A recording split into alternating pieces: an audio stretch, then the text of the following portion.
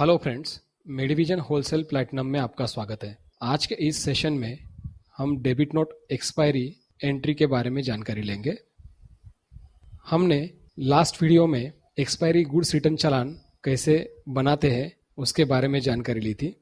जब उस चालान के अगेंस्ट हमारी कंपनी या सप्लायर हमें क्रेडिट नोट देते हैं तो हम उसका डेबिट नोट एक्सपायरी बनाते हैं। तो इस वीडियो में वो डेबिट नोट एक्सपायरी कैसे बनाते हैं वो हम देखने वाले हैं। तो आइए आज का सेशन शुरू करते हैं। डेबिट नोट एक्सपायरी बनाने के लिए सबसे पहले हमें वाउचर एंट्री में आना है। वाउचर एंट्री में आने के बाद यहाँ नीचे F7 जर्नल का ऑप्शंस दिया है, उसे क्लिक करना है। जर्नल ऑप्शन में से डेबिट नोट एक्सपायरी ये ऑप्शंस हमें सिलेक्ट करना है। डेबिट नोट एक्सपायरी में आने के बाद सबसे पहले डेट आता है जो कि आज का करंट डेट है। हम बैक डेट में भी एंट्री कर सकते हैं। उसके बाद सप्लायर नेम में जिस सप्लायर ने हमें क्रेडिट नोट दी है उस सप्लायर का नाम टाइप करना है। जैसे अभी हम यहाँ सिप्ला लिमिटेड टाइप करेंगे। उसके बाद रेट कैलकुलेशन में जो क्रेडिट नोट हमें आई है वो कौन से रेट से आई है, मतलब सप्लायर ने हमारे परचेस रेट से हमें एडजस्ट करके दी है तो हम यहाँ परचेस रेट सिलेक्ट करेंगे।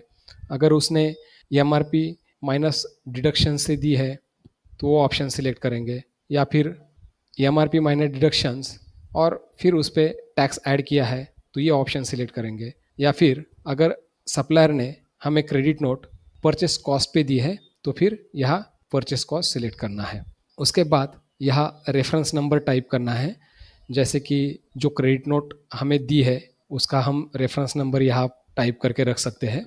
उसके बाद ऑप्शन है apply taxes value for new loaded products, मतलब जो प्रोडक्ट्स हम यहाँ लोड करने वाले हैं एक्सपायरी गुड्स रिटर्न चालान से तो उन पे टैक्सेस ऐड करने हैं या नहीं करने हैं। कभी कभी कुछ सप्लायर्स या कंपनीज जो क्रेडिट नोट हमें देती है उस पर GST अप्लाई करती है और कोई कोई सप्लायर GST अप्लाई नहीं करते हैं। तो अगर हमें जो क्रेडिट नोट आई है उसमें GST अप्लाई हुआ है तो हमें apply taxes value for new loaded products को यस रखना है।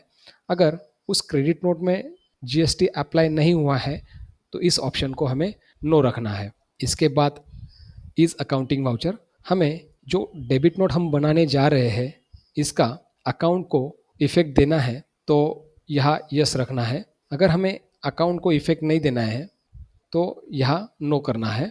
अगर हमने इज अकाउंटिंग वाउचर को नो किया तो इसका अकाउंट को इफेक्ट नहीं जाएगा, साथ ही GST रिपोर्ट को भी इसका इफेक्ट नहीं जाएगा। इसके बाद सिलेक्ट डेट रेंज के लिए आता है, मतलब कौन से पीरियड में हमने एक्सपायरी गुड्स रिटर्न चालान बनाए थे वो यहाँ लोड करने हैं। तो अभी हम यहाँ 1 अप्रैल से 30 अप्रैल तक जो भी एक्सपायरी गुड्स रिटर्न चालान बनाए हैं वो लोड करेंगे। तो देखिए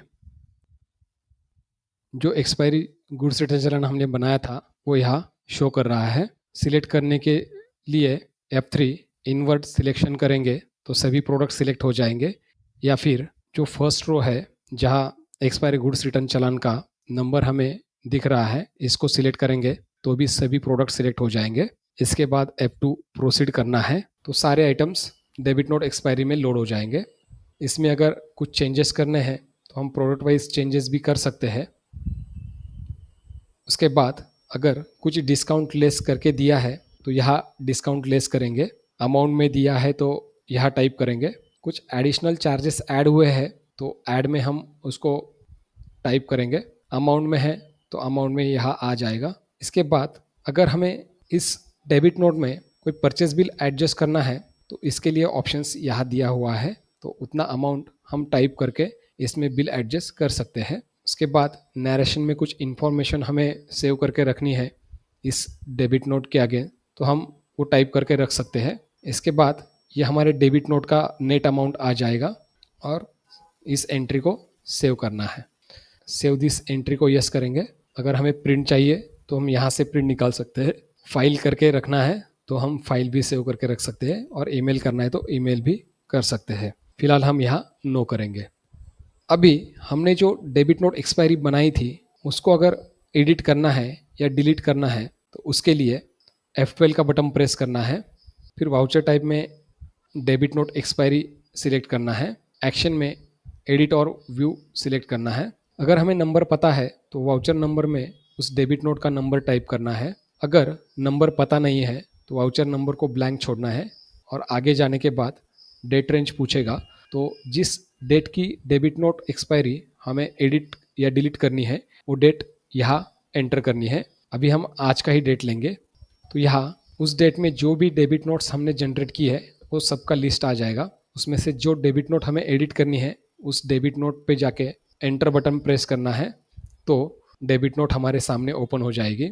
इसमें हम प्रोडक्ट में जो चेंजेस करने हैं वो चेंजेस कर सकते हैं। इसके बाद एंट्री को दोबारा सेव करना है और अगर दोबारा प्रिंट चाहिए तो प्रिंट को यस करना है, फाइल करना है तो फाइल कर सकते हैं, ईमेल करना है तो ईमेल भी हम कर सकते हैं। अभी फ़िलहाल हम यहाँ नो करेंगे। डेबिट नोट को अगर डिलीट करना है तो उस डेबिट नोट पे एंटर करेंगे।